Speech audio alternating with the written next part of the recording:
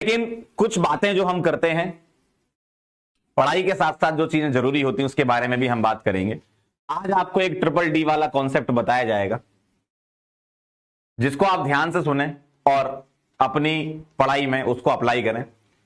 पहली बात है, don't procrastinate to study your hard subject. हमेशा स्टूडेंट लाइफ में यह होता ही है कि आपके पास फिजिक्स है, आपके पास केमिस्ट्री है, आपके पास बॉटनी है, आपके पास जूलॉजी है, चार चीजें आपके पास हैं। कोई ना कोई आपको ऐसा लगता ही है कि यार ये थोड़ा टफ जा रहा है। होता है, सबके साथ होता है, हमारे साथ भी होता था कि ये थोड़ा टफ जा रहा है। तो हम क्या करते हैं, भागने लगते हैं। भाई कई बार ऐसा होता है कि एग्जाम में जो चीज आप छोड़ के गए हो उससे एक बहुत बेसिक लेवल का सवाल आता है जिसमें आप सिर्फ फॉर्मूला अप्लाई कर दोगे और छोटी मोटी कैलकुलेशन कर लोगे तो आपका काम हो जाएगा। तो कभी भी आपको ऐसा लगे कि यार ये वाला सब्जेक्ट मेरा थोड़ा हार्ड है और आपके दिमाग में ये विचार आ रहा हो, पहली बात तो आना नहीं चाहिए। पहली बात तो ये विचार जो है आपके आना नहीं चाहिए। लेकिन अगर विचार फिर भी आ रहा है कि यार ये चैप्टर मैं छोड़ना चाहता हूं, तो जब कभी भी ऐसा आपकी जिंदगी में लगे आपको, तो उस चैप्टर के कुछ बेसिक क्वेश्चन आपको आने चाहिए कि जो डायरेक्ट फॉर्मूला अप्लाई करने पे हो जाता है। कई बार ऐसा होता है ना, कई बार ऐसा होता है कि डायरेक्ट फॉर्मूला आप अप्लाई करते हो और काम हो जाता है, या कुछ चीजें कुछ ट्रिक के फॉर्म में याद करके ले जाओगे तो आपको अच्छा लगेगा,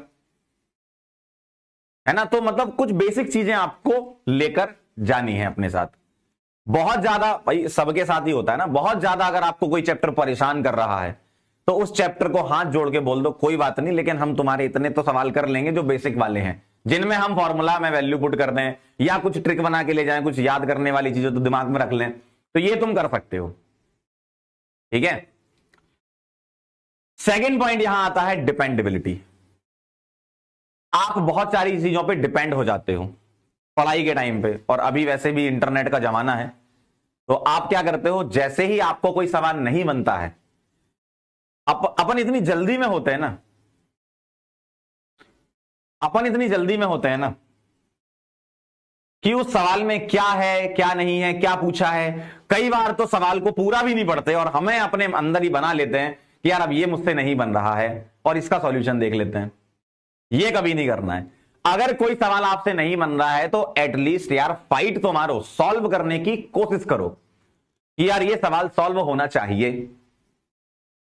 अगर कभी थ्योरेटिकल क्वेश्चन आ गया और इतनी बड़ी उसमें थ्योरी लिखी है सवाल में, तो हम 2 लाइन पढ़ के ही छोड़ देते हैं, जबकि अगर तुम उस क्वेश्चन को फर्स्ट अल्फाबेट से लास्ट अल्फाबेट तक पढ़ोगे तो पढ़ते पढ़ते ही उसका आंसर आ जाएगा चेन्नई।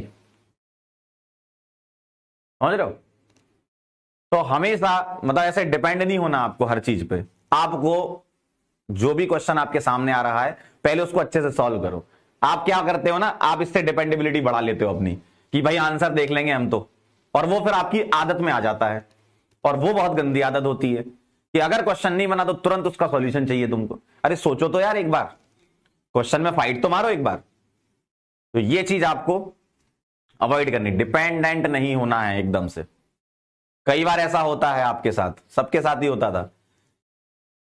तो जो चीज मैं बोल रहा हूं ध्यान रखो। ठीक है, थोड़ा टाइम लगेगा सवाल करने में, लगा देंगे 2 मिनट 4 मिनट ज्यादा ले लेगा, सवाल लगा देंगे, लेकिन उस सवाल से तुम कुछ सीखोगे तो, उस क्वेश्चन से तुम काफी चीजें सीख चुके होगे।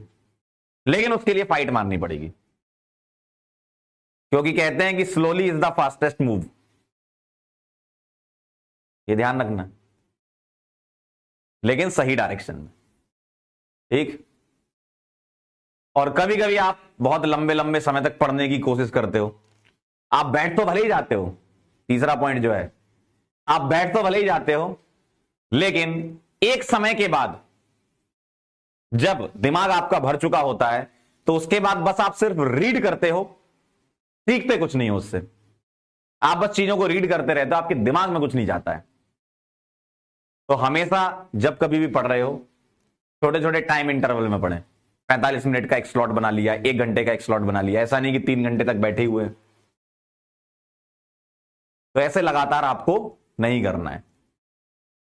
लगातार स्टडी आपको टाइम खराब करती है। आपको लगता है आपके घर वालों को लगता है हमारा बच्चा हमारा बच्ची बहुत पढ़ते हैं, अरे सर 8-8 घंटे 10-10 घंटे बैठे रहते हैं ये।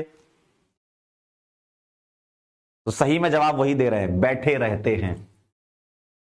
आउटपुट कितना निकला आपका?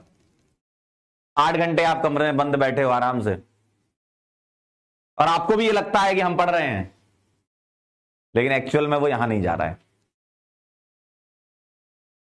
तो छोटे छोटे टाइम इंटरवल बना के पढ़ो, आउटपुट ज्यादा निकालो। समय सबके पास बराबर है, जो इस बार नीट में टॉप मारने वाला है उसके पास भी समय उतना ही है जितना तुम्हारे पास है। और हो सकता है कि इसी बैच से ही आ जाए, क्यों नहीं हो सकता? पढ़ाई करोगे तो बिल्कुल हो सकता है। तो समय सबके लिए बराबर है, समझ रहे हो? तो छोटे छोटे टाइम इंटरवल्स बना बना के, भाई 1 घंटे का आपने एक टाइम इंटरवल बनाया, 1 घंटे पढ़ा, फिर 5 मिनट का थोड़ा ब्रेक ले लिया, घूम लिए, थोड़ा पानी वानी पी लिया घर में, है ना? तो ये चीजें जो है आपको ध्यान रखनी है। ये ट्रिपल